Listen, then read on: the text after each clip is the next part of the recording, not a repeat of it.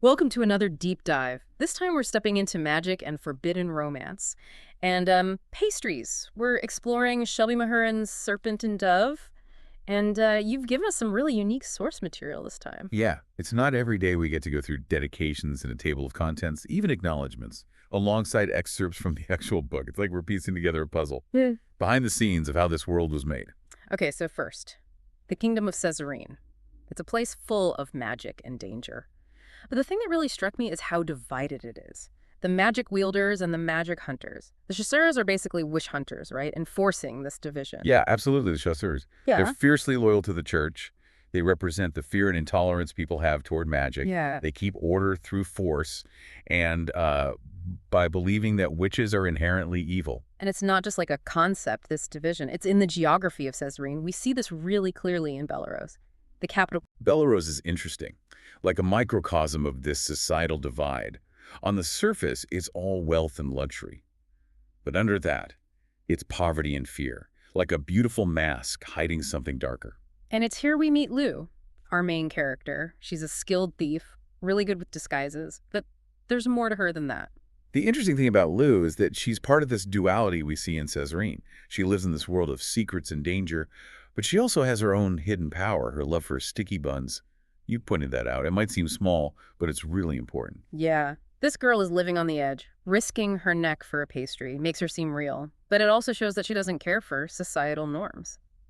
Which brings us to the magic system itself. It seems really intricate. We've got Dames Blanches, white ladies, and Dames Rouges, red ladies. Can you break this down? Think of it as two sides of the same coin. Dames Blanches, they're light and healing magic. Dames Rouges, they're more blood magic and darker practices. The excerpts talk about a balance between these two forces, but it's a balance that's threatened all the time. And that balance, or the lack of it, is where things get really interesting, right? We see this with characters like Coco, Lou's best friend, who practices blood magic, and Lou herself, struggling to control her own powers. Exactly. Magic here isn't just about spells and potions. It reflects what the characters are going through, their struggles, desires and fears. It's both power and danger, and if you use it wrong, there are consequences. And on the other side, we have Reed, a chasseur, dedicated to getting rid of all witches, completely loyal to the archbishop, believes witches are evil. But even early on, we can tell there's more to him. Yeah, Reed is fascinating. He represents the conflict between duty and what you experience. He's been raised with one truth, but when he meets Lou, especially with their forced marriage by the archbishop, it challenges his worldview. Wait, arranged marriage? Didn't see that coming. What is the archbishop doing? Just a power play. Definitely not about love. The archbishop, Yeah. he's a manipulator, using this marriage to get what he wants, whatever that is. But it creates so much tension, and maybe even a forbidden romance between Lou and Reed. Ooh, the forbidden love trope. I'm in. Okay. So we have a divided kingdom, a complex magic system, and a marriage that's about to explode. What else should we be looking at in these excerpts? The relationships. Mahurin doesn't just give us basic connections, Lou and Coco. Their friendship. It's a beautiful example of women supporting each other in a world that often pits them against each other. And then there's Lou and Reed. Push and pull, different ideologies, an undeniable attraction. Like a dance they don't know the steps to yet? And Madame Labelle, so mysterious. Her motives are unclear, but she warns Lou about some danger, something at Tremblay's vault. Sounds important. Tremblay's Vault is a place to watch, definitely. It's a source of secrets and potential danger for Lou. This early warning, it suggests Lou's past, maybe even her parents, are way more complicated than we think at first. Ooh, the intrigue. This deep dive is already amazing. Yeah, and this whole thing about hidden identities Yeah. and secrets, it's everywhere in the source material. It's not just about magic. It's about how society forces you to hide who you really are. Which makes you think, who else in Caesarine is living a double life? Let's go back to Lou for a second. You said her thing with sticky buns tells us a lot about her. What did you mean? So on the surface, it's just a detail, a little bit of fun that makes her relatable. But it also tells us she's rebellious. She doesn't care about what society expects from young women. She steals pastries, not jewels, not money. It shows she wants to mess with authority. And that defiance, we see it in her skills as a thief too, right? It's not just surviving. It's about having control, choosing a different path than being a wife or mother. What's expected of her? Exactly. She's making her own way in a world that wants to limit her. And this goes back to the power dynamics in Caesarine. You mentioned how the archbishop uses the marriage to control Lou and Reed. But this power struggle, It's bigger than the church. So it's not just magic versus non-magic. It's about who gets to tell the story, who's really in charge. Right. And the magic system itself. It shows these power dynamics. The Dames Blanches, they're about healing and light, the accepted kind of magic. Hmm. But the Dames Rouges, with their darker practices, they're feared. Like in the real world. The powerful decide what's okay and what's not. And if you don't fit in, you're pushed out. It's a story that never gets old. But Mahurin does it so well. She explores all these complexities. Even the bad guys, like the Archbishop. They're not just simple villains. You're right. The Archbishop might be all about power and control, but he thinks he's doing the right thing, protecting everyone from magic. And that's what makes it so interesting. Yeah. Because even the good guys, they make bad choices. They kept the bad systems going, all in the name of doing good. So no one's really innocent. And how can Lou and Reed even find common ground with such different views? This marriage, it's like a powder keg. But can they actually connect with all this tension? There are some clues. We see moments where Lou and Reed are vulnerable, where they laugh together, unexpected attraction. But can they overcome how they were raised, their beliefs? Romeo and Juliet, but with magic. Okay, speaking of twists, what event stood out to you? The heist at Tremblay's vault. That's the first time we really see Lou in action. Oh, absolutely. The heist shows how resourceful Lou is. She thinks fast, outsmarts her enemies, and it's where she meets Reed for the first time. That sets up their whole relationship. It's not just a cute meeting, though, is it? It's a clash. Magic versus those who want to control it. Exactly. Reed, he's the chasseur doing his duty. He sees Lou as a criminal, a threat. But Lou sees him as oppression, a reminder of what limits her because of her magic. But even then, there's that spark between them, like a slow burn in the middle of a war. And then the parade, where the witches disrupt everything. That feels like a turning point, a big act of defiance. Yeah, it's a statement, showing everyone they have magic, challenging the church and the crown, and it makes Reed face the truth about magic, its power and its danger. He can't deny it anymore, but what does he do? Double down on destroying witches? Or does he start to doubt? We don't get a clear answer yet, but we see Reed struggling. He sees the destruction, but he also sees how scared the witches are, how much they want freedom. Even with magic, things aren't black and white. And the Archbishop using all this for his own gain?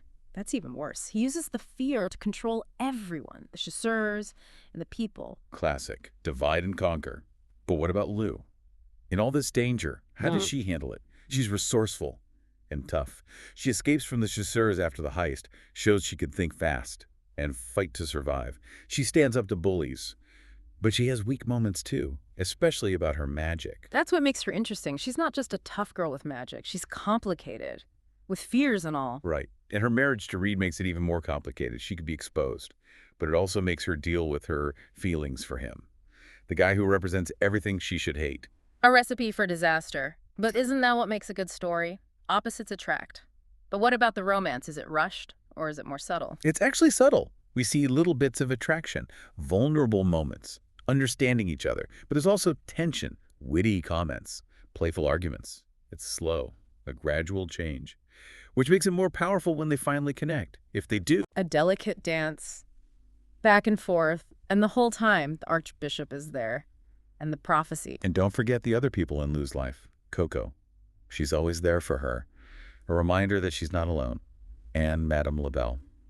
We still don't know what she's up to. Yeah, she's a wild card. Her warnings about the vault, it seems like she knows about Lou's past. But is she an ally?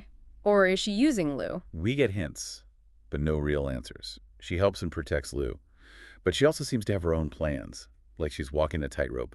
Good and evil, we don't know which way she'll fall. This deep dive, it's like an onion. More and more layers. Speaking of revelations, there are some scenes that really stood out. The one in the infirmary, where Lou heals the sick. So powerful. That scene changes everything. It shows witches aren't just evil. Lou is compassionate. She wants to help people. And it shows how hypocritical the church is. They hate magic, but they use it for healing. It's her saying, I'm here. But it's risky. She could be exposed.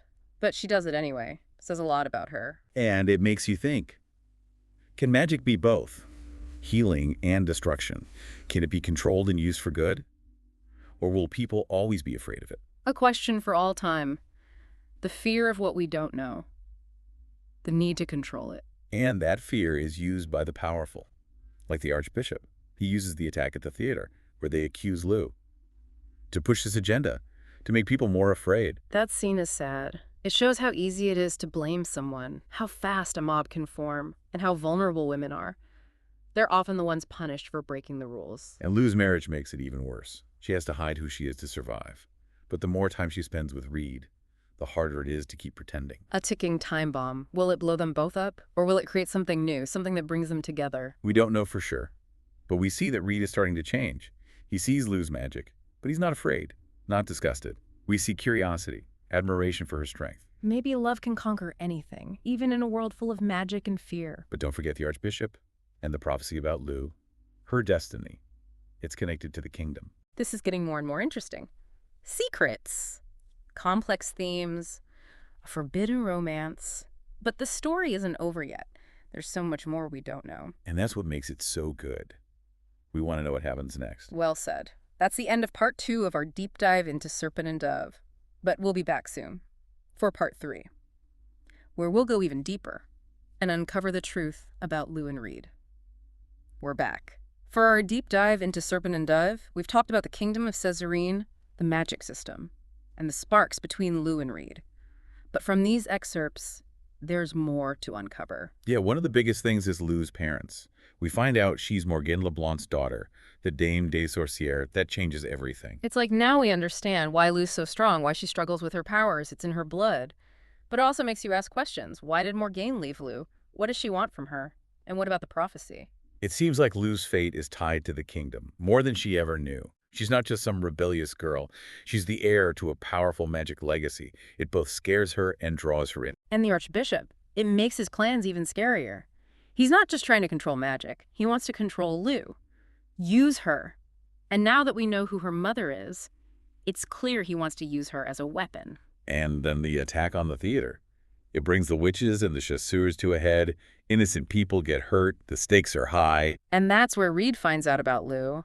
The truth comes out in such a dramatic way, it breaks the trust they were building. It's a huge turning point. Reed has spent his whole life hunting witches, and now he loves one. It makes him question everything. And for Lou, it hurts. She's already trying to figure out who she is, afraid of her own power, and now the one person who saw past that is gone. But she doesn't break. We see how strong she is, even when Morgane tries to control her. When they take her to Chateau Leblanc, she fights back against her own mother. She wants to be in control of her own life. She's a survivor. What about Coco? Where does she fit in? Coco is always there, not just a friend, more like a sister. She protects Lou. She'd do anything for her. And when they're at the chateau, she brings some fun to a bad situation. The kind of friend everyone needs. But then Morgane says she's going to sacrifice Lou to fulfill a prophecy and to hurt the crown and the church. That's dark. Even with magic, a mother's love isn't always enough.